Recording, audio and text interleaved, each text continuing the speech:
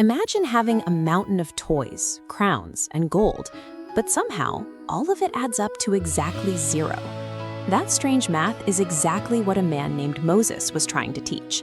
He was 120 years old, acting like a wise grandfather, giving the Israelites his final, most important lesson before they moved into a new home. He wanted them to understand God's special math. The first rule is that having every wonderful thing in the world, but taking God out of the picture, leaves you with nothing. An easy life with plenty of comforts might look perfect, but without God to guide you, that environment is completely empty. Then there is the second rule. You can start with 0, but adding God's presence means you suddenly have everything you truly need. God becomes your protector and shield. Having Him makes any difficult situation better, because He is your greatest reward. This is what it means to be truly blessed. A blessing is not about the toys or comforts you own. True blessing is simply having God right there with you. The Israelites were about to put this math to the test. They stood on the edge of Canaan, the promised land Moses had been leading them toward. You might picture a promised land as a green paradise with overflowing rivers. But Canaan was actually a very dry, thirsty environment. This harsh land was designed to be a blessing. It acted like a giant sponge that constantly needed God's attention.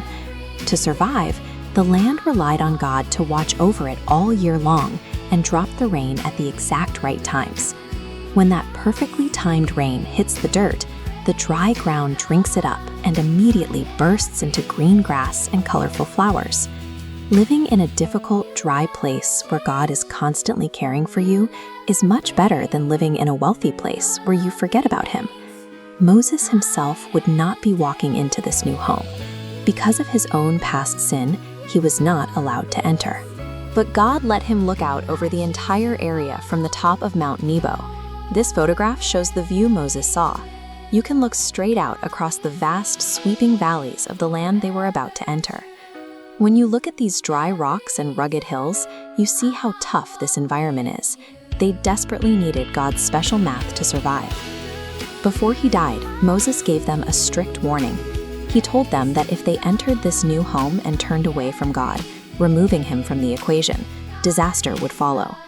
To make it in this harsh desert, they had to surrender entirely to God. He was the strong rock they needed to rely on. When Moses passed away, the Israelites faced an uncertain future. They needed someone to guide them the rest of the way. God provided a new earthly leader named Joshua. Joshua stepped up to confidently lead the people across the border and into Canaan. We face uncertain times in our own lives too. Left all by ourselves, it is easy to get lost or wander into bad choices.